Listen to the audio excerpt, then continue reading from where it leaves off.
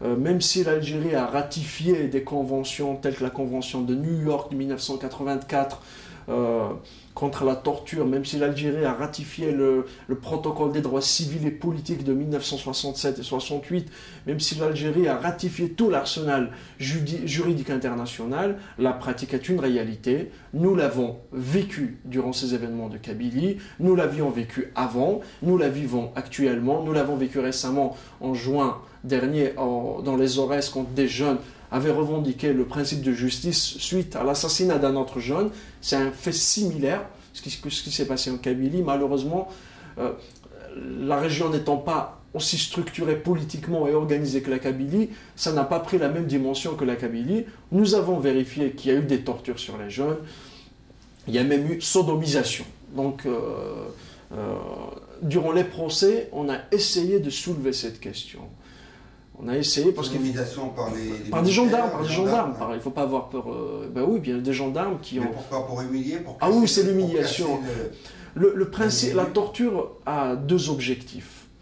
Et ça, c'est général, c'est universel. C'est pratiqué par la France coloniale, par les services de Pinochet, par les services par l'armée irakienne, par l'armée américaine en Irak et par les services algériens. Le premier, c'est pour soutirer des informations et des renseignements de la personne torturée. Un deuxième, c'est pour l'avilissement et pour l'humiliation de l'individu pour qu'il ne continue pas son travail militant, surtout quand on est dans une dictature et qu'on a en face de soi un militant porteur de valeurs modernes et qui nous oppose un pacifisme. Donc la torture, oui, elle a été pratiquée, oui, nous avons écrit là-dessus, oui, nous l'avons dénoncé dans les tribunaux, mais malheureusement, la justice n'étant pas indépendante, la justice continuant toujours à fonctionner sur la base du coup de téléphone, sur la primauté de l'exécutif sur le judiciaire, malheureusement, nous n'arrivons pas à faire entendre raison et aux magistrats et au pouvoir politique qui continue à dire que la situation des droits de l'homme en Algérie, c'est la panacée, c'est une situation extatique. Non, non et non. Les droits de l'homme sont bafoués en Algérie.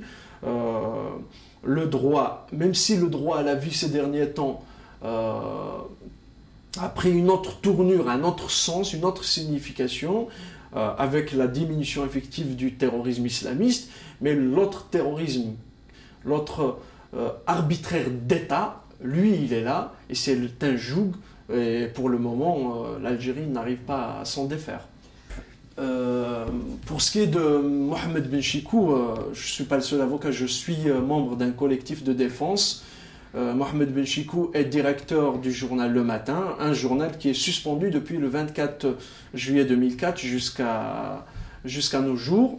Il s'est engagé corps et âme avec son journal pour la défense des droits humains, pour la défense de la démocratie, de la modernité. Il s'est mis du côté des victimes du terrorisme islamiste, il s'est mis du côté des victimes du printemps noir, il a soutenu toutes les causes citoyennes et il a dénoncé le régime du président, le système politique du président Bouteflika, il a dénoncé les dérives du clan Bouteflika, il a dénoncé la torture, il a donné la parole aux victimes du terrorisme, aux victimes du printemps noir, donc de la gendarmerie, de la répression d'État, il a donné la parole aux avocats, donc aux membres du collectif de défense. Il a publié son bouquin, une imposture, Bouteflika, une imposture algérienne. Il s'est opposé, comme les démocrates algériens, à la réélection du président Bouteflika. Et il se trouve qu'ils n'ont pas, étant donné que nous évoluons dans un système hermétique, qui donne une image à l'extérieur d'un système démocratique qui accepte le jeu démocratique, mais à l'intérieur, il passe son temps à verrouiller le champ d'expression. Il y a énormément des dizaines de journaux qui ont été suspendus. Il y a eu d'autres qui ont mis la clé sous le paillasson, qui ont fermé parce qu'ils ne pouvaient plus suivre la publicité, qui est la grande source de revenus, étant sous le contrôle étatique. Donc, ils ont décidé de casser le journal Le Matin, qui est le journal d'opposition est citoyen par excellence. Ils ont décidé de le suspendre et ils ont décidé aussi de bâillonner son directeur, Mohamed Benchekou. Déjà, il y a eu plusieurs suspensions, plus il y a eu, notamment le matin, il y a eu au moins une centaine de plaintes pour diffamation. Chaque fois qu'il y a un article qui est publié, il y a plainte, notamment du ministère de la Défense nationale, pour diffamation. Toutes les informations pour eux sont diffamatoires. Donc, et pourtant, c'est la vérité. Et M. Benchekou a été interpellé en août plutôt 2003. Il a été gardé, il a été placé sous contrôle judiciaire jusqu'à juin 2004. Et le 14 juin a eu lieu son procès devant le tribunal de l'Harash à Alger. Et il a été inculpé, il a été accusé de transfert illégal d'argent, donc sur la base de la loi sur le change. Nous avons démontré que ce dossier était un dossier vide, judiciairement parlant. Le collectif a démontré que c'était une cabale politique, surtout que le ministre de l'Intérieur en personne, parce que le matin avait publié des informations impliquant le ministre de l'Intérieur, Zelhouni, en personne, dans la torture dans les années 70, quand il était colonel de la sécurité militaire, la police politique, l'omniprésente police politique. Il avait parlé de la corruption, il a parlé de la responsabilité du président Bouteflika dans les marchés qu'il accordait pour des groupes financiers étrangers. Donc ils avaient juré de lui faire payer son engagement contre le système algérien qui est au pouvoir et contre notamment la personne du président Bouteflika. Il avait parlé aussi des détournements d'argent, tout à fait, des revenus du pétrole. Tout à fait.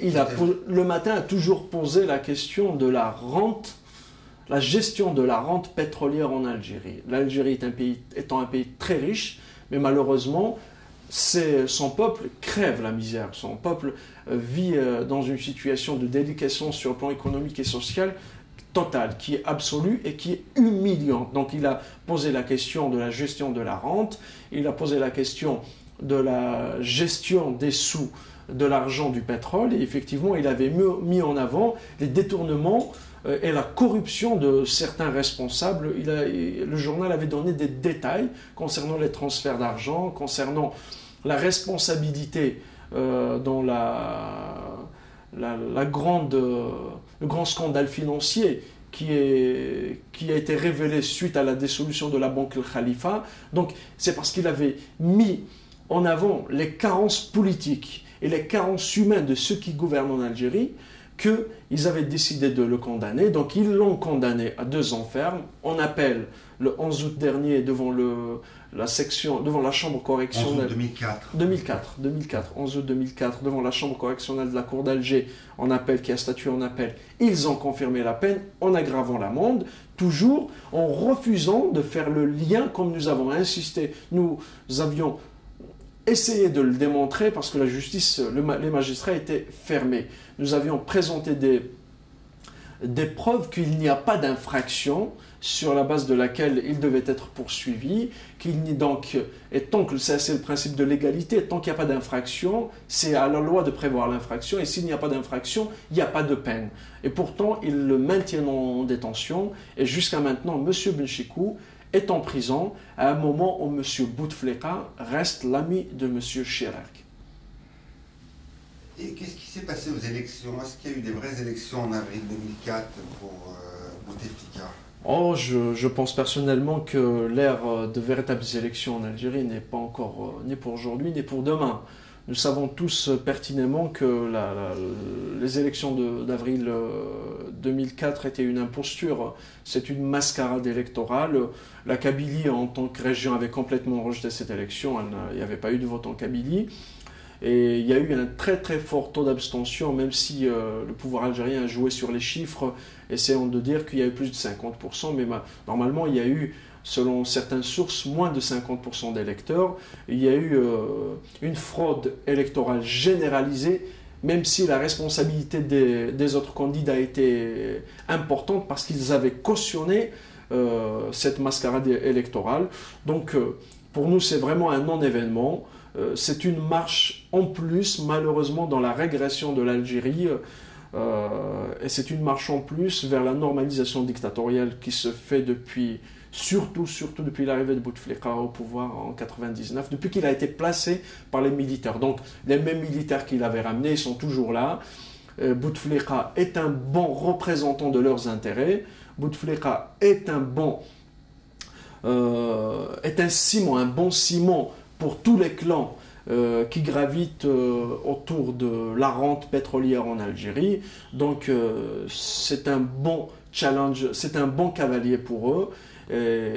C'est lui qui permettra, qui a permis et qui permettra de ressouder les rangs du pouvoir algérien.